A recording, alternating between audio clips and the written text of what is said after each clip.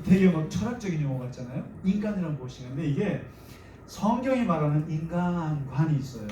근데 이것을 모르고는 사실상 이렇게 성경을 이해하기가 어려워요. 도대체 성경에서는 인간을 어떻게 이해합니까? 이게 사람이 도대체 뭐냐 이건데요. 한번 장모님 아시겠습니다만은 사실상 모든 공부하는 학문의 가장 이 궁극적인 목적이 뭐냐면 바로 이 인간 연구입니다. 이게. 그래서 여러분 대학이라는 게 처음 생겼을 때 볼로냐 대학에서 이탈리아에서 생기잖아요. 이게 다 수도원에서 생긴 거예요. 특히 도미니칸 수도회가 대학을 많이 세웠어요. 세우는데 그때 이제 초기에 가장 기초적인 학문이 세 가지가 있는데 그게 바로 신학, 그다음에 의학, 법학입니다. 이 세 가지 기본. 근데 이게 뭘 말하냐면은 신학은 인간의 영적인 부분을 다루는 학문이에요. 그 다음에 의학은 인간의 몸을 얘기하는 인간이에요. 그 다음에 법학은 인간의 관계를 다루는 학문이 법학이에요. 그래서 이 세 가지 학문이 출발했는데 이게 다 초점이 뭐가 있냐면 인간에 대한 학문이에요. 인간이 누구냐 도대체. 그래서 인문학이라고 그럴 때 그거를 휴머니티라고 하죠. 휴머니티. 인문학. 인간은 누구냐. 그래서 이 인간이 누구냐를 잘 아는 사람들이 사업도 잘하는 거 아세요? 스티브 잡스가 왜 아이폰을 만들어냈냐면 스티브 잡스가 아주 소크라테스를 좋아해요. 아주 인문학을 잘하는 사람인데 그 사람들이 뭘 생각하냐면 인간이 뭘 필요로 하느냐. 인간이라고 하는 것이 어떤 욕구를 갖고 있느냐. 그거를 깊이 탐구하면서 나온 대답이 애플 같은 거라는 거예요. 그러니까 이 사업하는 사람들도 인간의 근본적인 욕망을 깊이 파고 들어가서 만들어낸 것들이 대박을 하는 거죠. 보통. 그래서 이 인간이 무엇이냐 이것이 아주 굉장히 중요한데 그러면 이 기독교인들은 인간이 누구냐라고 자기를 생각할 때 성경적 인간관이 있어요. 근데 그거를 알고 들어가야 됩니다. 불교에도 많은 인간관이 있어요. 근데 이제 한번 오늘 성경을 한번 보시면 창세기 1장 2장 한번 펼쳐보시고 시작하겠습니다. 물론 보진 않겠습니다만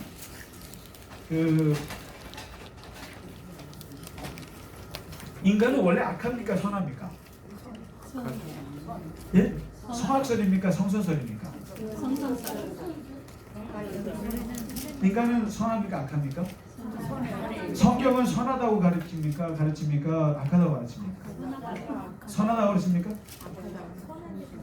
왜 답이 다 다릅니까? 진심으로 왜 이러십니까? 근데 바로 이 지금 대답이 왔다 갔다 하는 게 정확하게 성경의 답이 맞아요. 왜냐면 성경은 두 가지 다 얘기를 하니까. 두 가지 다 얘기해요.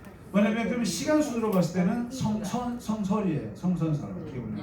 되게 하나님이 창조로 출발하기 때문에 우리 자체가 창조 자체는 되게 선이에요. 아름답고 그리고 굉장히 좋은 거거든요. 그래서 하나님이 처음 창조하신 상태가 창세기 1장 2장 상태예요.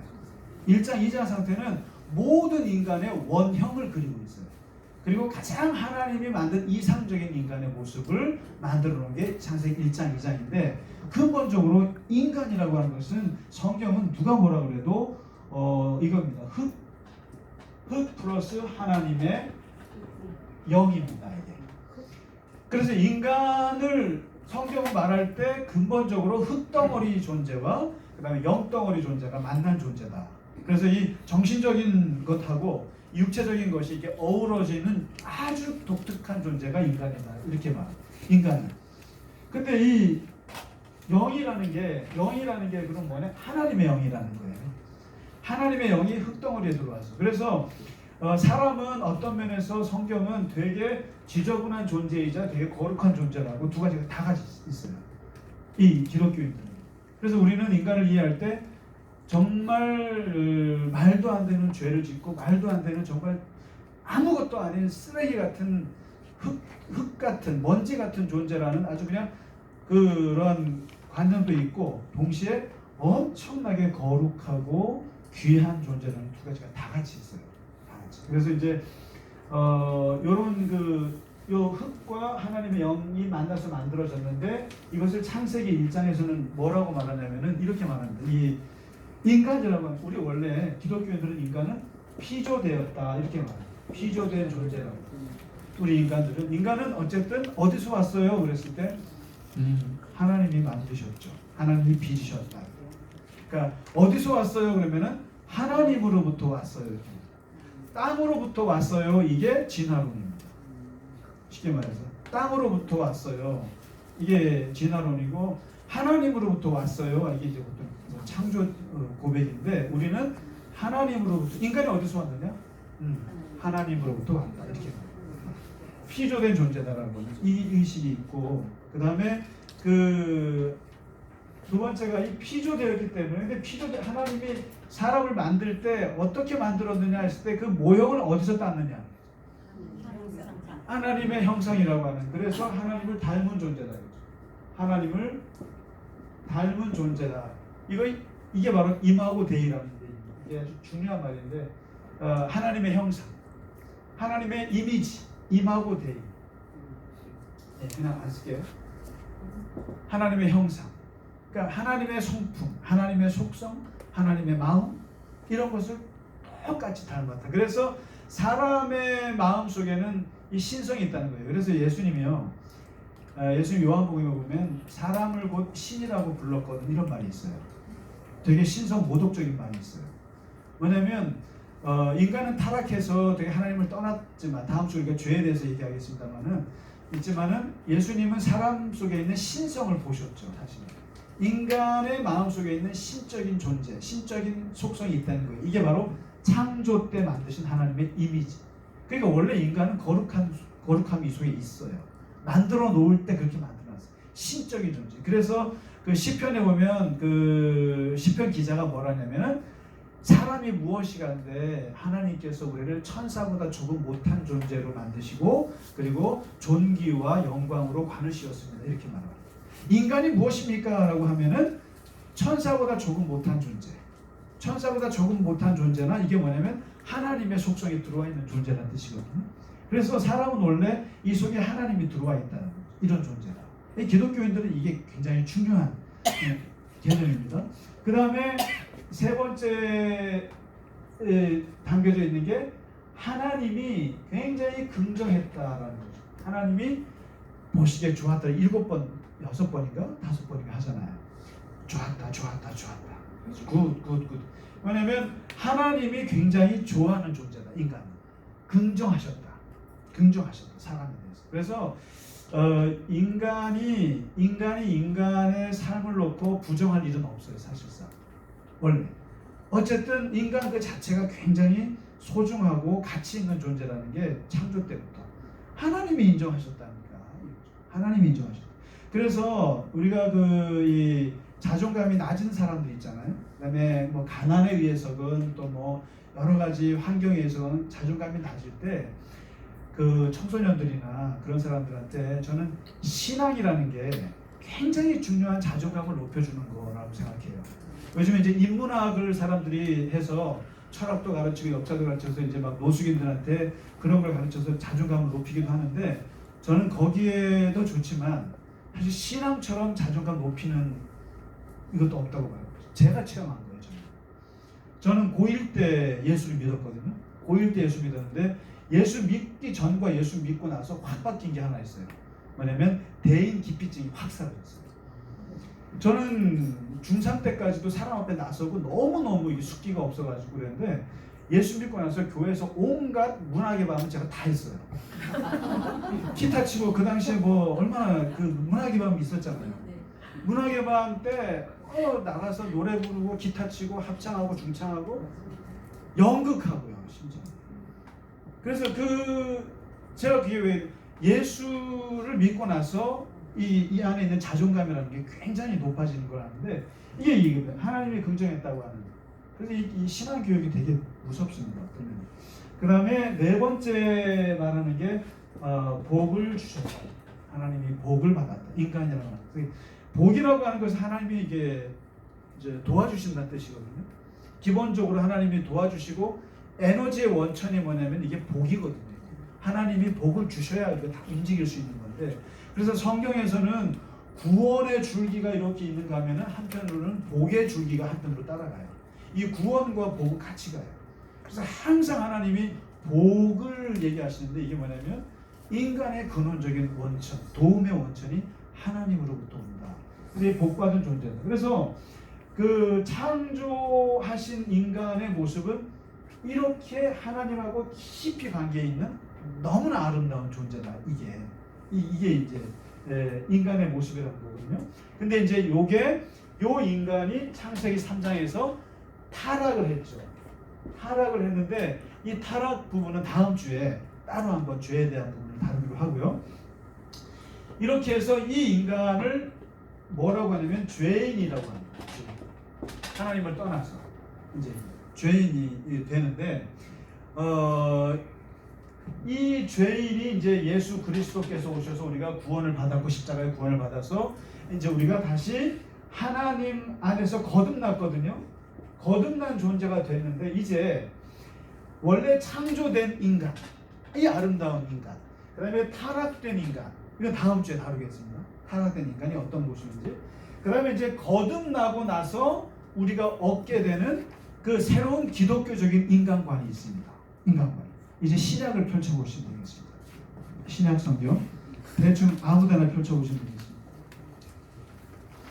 되겠습니다. 이제부터 말씀드리는 게 굉장히 이제 중요한데요. 그러니까 한번 보시죠. 네? 신약 대충 아무데나.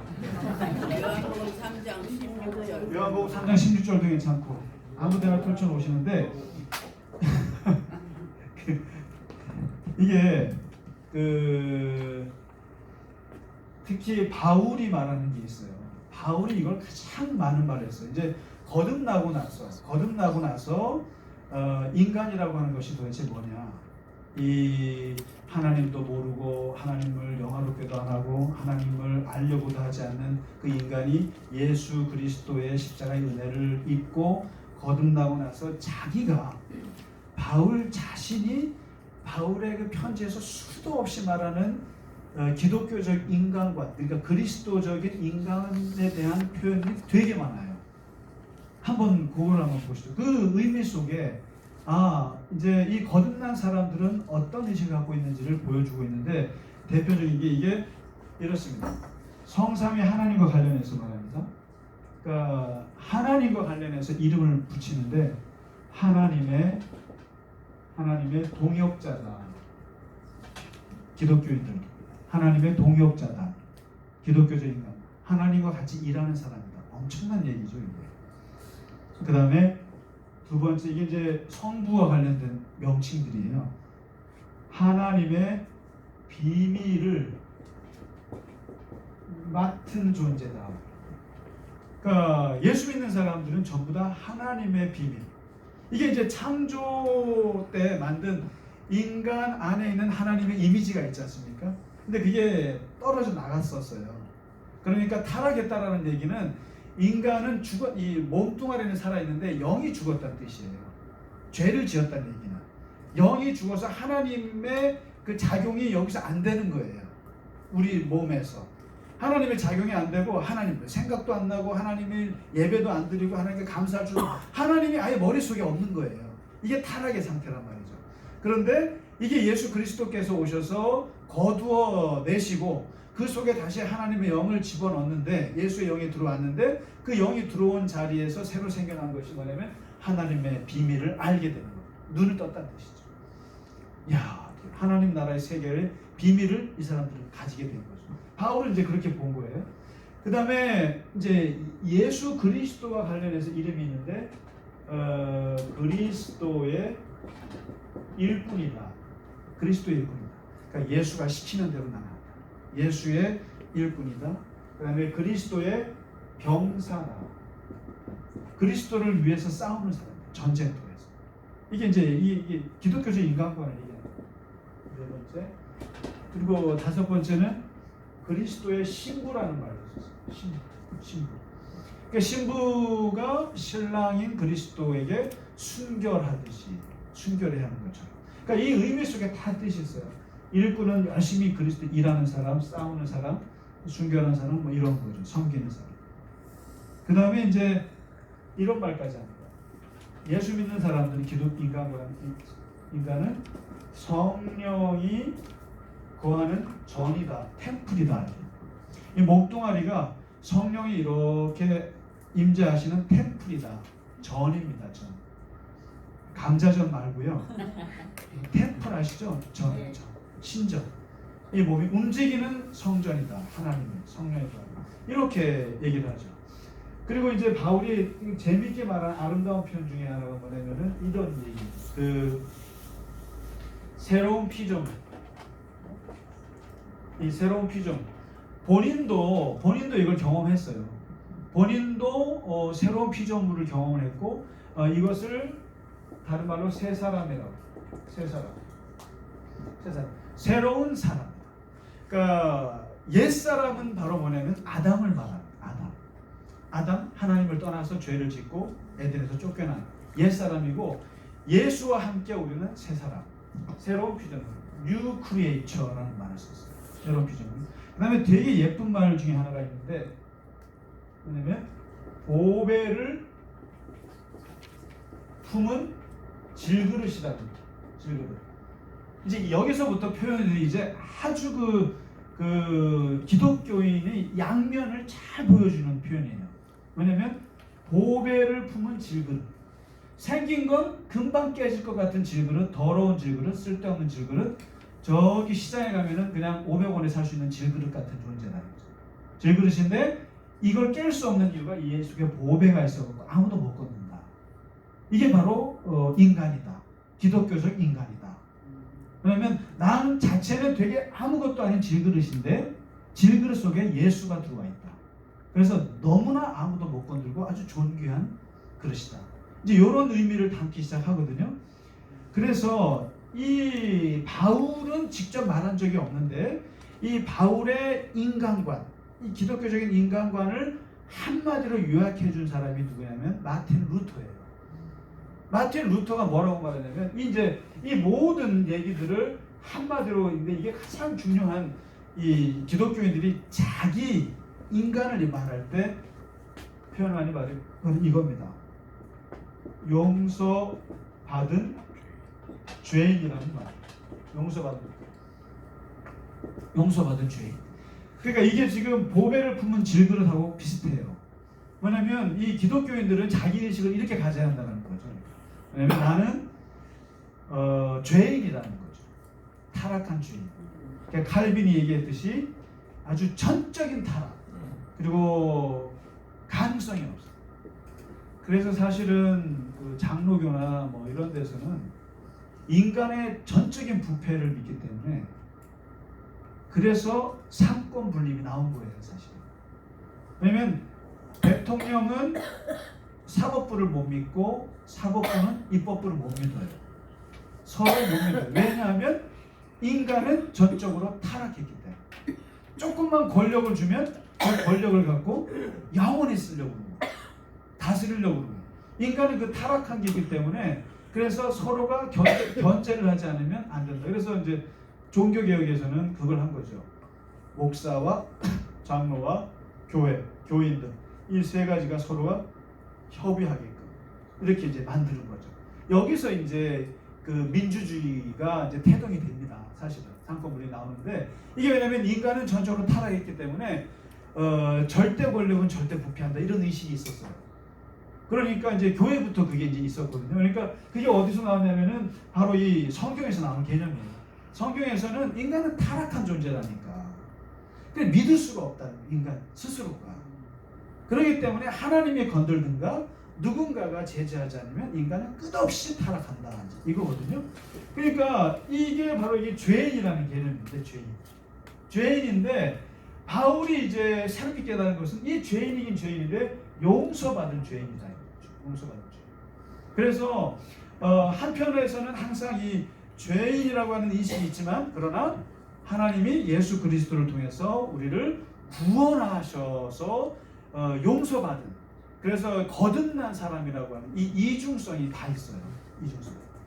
그래서 이제 성선설이냐 성악설이냐 그러면은 두 가지 다 있다. 우리에게는 악이 있는데 그 악을 하나님께서 그리스도께서 덮어주셔서 새로운 피조물로 만들었다고. 이 양쪽이 다 있다는 거예요. 그래서 요 용서받은 죄인이라는 말로 이제 요약이 되는 거죠. 그래서 그 탈무드에 보면은 그런 말이 있다잖아요. 그 저기 항상 사람 살아갈 때 주머니에 쪽지 2개 갖고 다니라고 제가 말씀드렸을 텐데, 한쪽에는 너무 힘들 때는 여기서 네가 세상의 중심이다 이런 쪽지 하나 갖고 있고, 그 다음에 한쪽에서는 너는 훅 불면 날아가는 먼지 덩어리다. 두 가지 쪽지를 같이 갖고 있어요. 그래서 교만해지면 저기 훅 불면 날아갈 먼지 덩어리다. 이거 읽고 너무 기가 죽어서 살기 힘들면 너는 세상 우주의 중심이다. 이 쪽지를 갖고 읽으라잖아요. 이 두 가지가 이 기독교적 인간관 속에 같이 들어있어요. 그러니까 훅 날아갈 흙덩이잖아요. 훅 날아가고 없어질 흙덩어리인데, 또 어떻게 보면 하나님이 가장 귀하게 여기는 그런 존재라는 두 가지가 같이 있다. 용서받은 죄인, 죄인인 죄인인데 용서받은 죄인. 그래서 누구도 이 죄인을 건들 수 없고 정죄할 수 없는 그런 인간관이죠. 그래서 이제 마지막으로 이제 그 정리를 하자면, 참 이렇게 빨리 인간관을 얘기하기가 처음이에요. 이게 말이 되는 게 아닌데, 그러나 저는 간단히 하는 걸 좋아합니다. 네. 그래서 이제 마지막으로 그 기독교인들이 자기 인간을 이해할 때 가장 중요한 세 가지 개념이 있어요. 호칭인데 우리가 자주 쓰는 건데, 이게 뭐냐면 하나님의 자녀. 매년 들어보는 얘기죠. 하나님의 자녀. 그러니까 이 호칭들이 자기 정체성에 얼마나 큰 영향을 주는지 아셔야 돼요. 우리를 어떻게 부르느냐 되게 중요해요. 하나님의 자녀. 그다음에 두 번째는 예수 그리스도의 제자라는. 두 번째. 예. 그다음에 세 번째가 하나님의 종, 일꾼. 이 두 가지 개념이 있어요. 세 가지. 그래서 이제 이 기독교인이 되면 기본적으로 이 하나님의 자녀가 돼서, 이거는 엄청난 하나님의 특권을 말하는 거예요. 이 특권. 우리가 얼마나 그 높은 존재인가를 말해주는 단어가 이 하나님의 자녀입니다. 그 다음에 예수 그리스도의 제자. 이것은 권리라기보다 그리스도를 따르는 의무를 말합니다. 그리스도를 따라가는, 수행해야 하는, 불교에서는 수행이라고 그랬지만 우리는 그리스도의 제자로. 그래서 엄청 이때부터 굉장한 많은 어려움과 투쟁과 이런 게 있죠. 그리스도를 따라 사는 게 어렵거든요.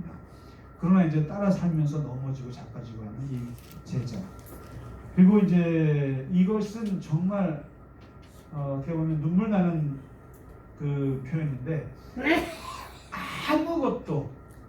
아무것도 자기 의지가 살아있지 않는 존재를 말할 때 하나님의 종이라고 합니다. 그러니까 하나님의 종. 그래서 이게 혹시 기도하실 때 아버지하고 부르시는 분들, 아버지 주로 그렇죠. 그 다음에 주님 부르시는 분, 주여. 섞으실 때도 있고 막 그렇죠, 그렇죠. 섞어찌개처럼. 그래. 네. 섞어찌개죠 사실상. 근데 이제 주로 우리가 복을 구하고 하나님께 가장 구하기 쉬운 게 아버지이거든요. 근데 이게 어떻게 부르느냐가 우리의 모습인데, 아버지는 자녀의 모습으로서 만만한 게 아버지입니다. 만만한 게 아버지고, 그 다음에 이제 주여라고 할 때는 이제 자기의 의지와 자기의 이런 건 이제 싹 죽어진 상태. 당신이 마음대로 하십시오. 하나님의 주권을 강조할 때는 주여가 더 많이 나오죠. 주여. 당신 뜻대로 하소서 그러죠. 주여. 주여 등록금 좀 주세요. 주여 이러진 않아요. 자, 주여 뭐 좀 주세요. 뭐 이러진 않아요. 근데 아버지 등록금 주세요. 아버지 사업자, 아버지 집 좀 찾으세요. 이건 좋아도 주여 하면은 주여 뜻대로 하소서, 주여 마음대로 하소서. 이게 뭐냐면 말이라도 그렇습니다. 그래서 이게 하나님의 종, 그래서 이제 수준이, 신앙의 수준이 어디로 가느냐, 이렇게 가느냐, 이렇게 온다는 거죠. 하나님의 자녀에서 제자를 거쳐서 하나님의 종으로 갈 때는 이제 뭐 아무 소리 못하는, 그저 뭐 잘해도 그만 못해도 그만 하나님 영광, 하나님이 모든 걸 다 받으시 그런 이제 이 종의 상태, 일꾼의 상태 말하는데, 이거를 이제 기독교적인 인간관이라고 합니다. 그래서 어떻게 인간을 이해할 건가? 인간, 기독교인들은. 그래서 이제 요 창조 때 이야기, 창조 때, 그다음에 타락한 상태에서 다시 거듭났을 때의 얘기는 특히 바울이 많은 얘기를 해줬고, 그 세 가지 대표적인 호칭이 있다는 걸 말씀드렸습니다. 자, 이제 여러분은 인간에 대해서 다 꿰뚫으셨습니다.